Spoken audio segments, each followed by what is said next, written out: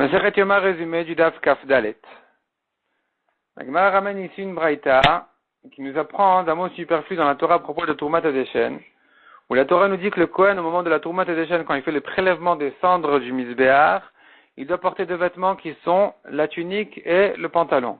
Les deux autres vêtements habituels d'un Kohen Hédiot ne sont pas cités ici dans le Passouk, mais la Torah nous dit il bâche, il va les porter. Le mot il bâche vient nous apprendre, selon un Tana, les deux autres vêtements qui manquent. Selon un autre Tana, ça vient nous apprendre autre chose, qu'un Kohen Hédiot peut porter en général les vêtements d'un Kohen Gadol de Kippour. Ou bien, un Kohen Hédiot peut porter en général, ou n'importe quel Kohen, peut-être même Gadol, des vêtements usés, du moment qu'ils ne sont pas déchirés. La Gemara propose de dire que la discussion, est-ce qu'on apprend de ce pasouk-là les deux autres vêtements qui manquent dans la paracha ici, elle dépend de la question, est-ce qu'on considère le prélèvement des cendres comme une avoda, oui ou non. Le Tana qui considère qu'il faut encore deux autres vêtements pour porter tous les quatre pense que c'est une avoda. Le Tana qui dit que la Torah vient nous apprendre autre chose, et donc il se suffit a priori de deux vêtements uniquement, il pense que c'est pas considéré comme une avoda. Ce qui était déjà une marloquette dans le daf précédent, à savoir, est-ce que la Troumat Hadeshen, le prélèvement des cendres, est considéré comme une avoda, oui ou non. La Gemara repousse en disant, selon tout le monde, on pourrait dire que c'est considéré comme une avoda qu'il faut tous les quatre vêtements. Simplement, la discussion est à savoir, est-ce que la Torah a eu besoin d'inclure les deux autres, ou bien c'est évident qu'il faut porter tous les quatre. La Gemara ensuite demande quelle est la quantité de prélèvement qu'il faut faire. La Gemara répond comme pour un korban mincha. Pour une offrande de farine, le Kohen y prend avec sa main, dans ses trois doigts. Ce qui rentre là-bas, c'est ça la partie du misbeach. Ici aussi, pour le prélèvement des cendres, c'est ça la quantité. La Gemara ensuite dit, un zar, un étranger qui n'est pas Kohen, qui fait une avoda au Beth Amikdash, il est chayav mita. Et Rav dit, il y en a quatre. Il y a quatre avodot pour lesquels un zar est chayav mita. Et les quatre avodot sont s'il a jeté du sang ou il a brûlé un korban au misbeach, ou bien s'il a versé du vin ou de l'eau au misbeach. Autrement dit, un zar qui est un étranger, donc un Israël, qui a reçu le sang ou qui a amené le sang, n'est pas chayav. On verra ensuite encore d'autres avodot pour lesquels un zar n'est pas chayav. Lévi dit, même pour la Troumat Hadeshen, un zar est chayav mita. Un étranger qui aurait fait les prélèvements de cendres est chayav mita. La Gemara explique que Rav et Lévi se basent sur un pasouk, duquel on apprend qu'un étranger, un zar qui n'est pas Kohen, qui aurait fait une avoda, il est chayav mita si c'est une avodat matana et avodat tama. C'est-à-dire, nous avons deux conditions pour le rendre chayav mita. D'abord, que ce soit une avodat matana, de mettre quelque chose et pas de retirer. Deuxièmement, ça doit être une avoda complète, avoda tama, et pas une avoda qui est suivie par une autre avoda, donc une avoda incomplète. Donc déjà, il est clair que pour une avoda incomplète, l'étranger n'est pas chayav mita, c'est pour ça que s'il a reçu le sang, et il ne l'a pas encore jeté au misbeach, puisque c'est une avoda incomplète, il faut encore ensuite l'amener, il faut encore le jeter, le sang. Donc, entre-temps, le zar est patour, n'est pas chayav mita.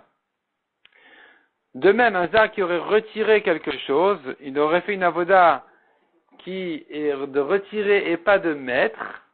On apprend du pasouk qu'il est patour.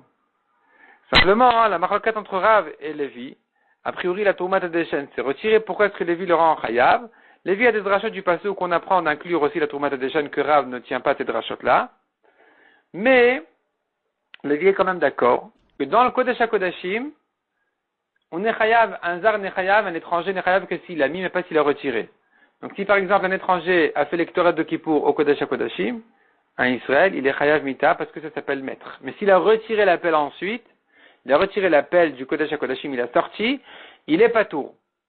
Il est patour parce que c'est une avodat silouk, une avodat de retirer. Et selon Lévi, c'est que pour le Kodesh HaKodashim que je dis qu'un étranger a été patour, un étranger est patour s'il a fait une avoda de retirer. Mais pour le misbeach, il est chayav même s'il a retiré. Alors que selon Rav, dans tous les cas, il est chayav. Il est patour, pardon. Aussi bien au Kodesh HaKodashim qu'au misbeach, s'il n'a fait que retirer quelque chose, comme le prélèvement des cendres, il est patour. La Gemara demande, en ce qui concerne le Echal, qui n'est ni Kodesh HaKodashim, ni misbeach, à quoi on va le comparer? La Gemara répond qu'on va le comparer au Kodesh HaKodashim, et donc, selon Lévi, s'il a fait une avoda de retirer quelque chose du Echal, comme le nettoyage de la menorah ou du misbeach, il a enlevé les déchets, les cendres, il est patour. Parce que c'est comme pour le Kodesh HaKodashim où je ne le rends chayav que s'il a fait une avodat matana, une avoda de mettre et pas une avoda de retirer. La Gemara demande, pour quelle raison un zar, un étranger, qui aurait rangé les pains sur le misbeach, pas sur le misbéach, pardon, sur le shulchan, dans le echal. Pour quelle raison il est patour? Pourquoi ça ne rentre pas dans les avodot sur lesquels on a dit qu'il est chayav? Pourtant, il a fait une avoda ici qui est de mettre, pas de retirer. Répond la Gemara, c'est une avoda incomplète parce qu'il faut ajouter ensuite encore les récipients de l'evona et il faut aussi les retirer ensuite et il faut les brûler au misbéach. Donc jusque-là, c'est considéré comme des avodot incomplètes. De même pour la menorah, un étranger qui vient et qui met les gobelets propres de la menorah, les récipients de la menorah, il les pose sur la menorah, il est pas tout parce que c'est encore suivi d'autres avodotes. C'est une avodot donc incomplète. Il faut encore mettre ensuite la mèche, l'huile et allumer. Et pour l'allumage même, il est pas tout aussi parce que c'est pas considéré comme une avoda. L'allumage de la menorah n'est pas considéré comme une avoda selon la Gemara ici. La Gemara demande encore pour le misbéach à l'extérieur, le misbéach achitzon, le grand misbéach des korbanot, un étranger qui serait venu ranger le misbéach, les bois, devrait être patou. Répond la Gemara, non, c'est suivi d'une autre avoda qui est d'ajouter les 2 nouveaux bois du jour. Et s'il ajoutait les 2 nouveaux bois du jour, là, effectivement, nous aurons une marloquette. Est-ce que c'est considéré comme une avoda complète? Ou bien je dis que non. Je dis que puisqu'il faut mettre dessus les membres du korban tamid, donc entre-temps, l'avoda est considérée comme une avoda incomplète et donc on n'est pas chayav là-dessus. La Gemara ensuite ramène une braïta comme Rav, une braïta comme Lévi. Donc 2 braïtot, une comme Rav, comme quoi un étranger n'est pas chayav pour la tourmat adeshen, et une braïta comme Lévi, comme quoi un zar, un étranger, serait 8 chayav, un étranger c'est un Israël, qui n'est pas Kohen, et 8 chayav si il a fait la tourmat adeshen. Il a fait le prélèvement des cendres. La Gemara ensuite reprend ce qu'on a vu dans la Mishnah. On a dit qu'il y avait 4 fois un païs, 4 païasot il y avait pour choisir les Kohanim qui feraient la voda ce jour. Et pourquoi 4 fois? Pourquoi on aurait dû faire tout ça en une fois? Et répond la Gemara, on fait exprès qu'il y ait du mouvement et du bruit dans la Hazara. Ça fait partie de l'honneur de la voda qu'il y ait un mouvement de bruit dans la Hazara.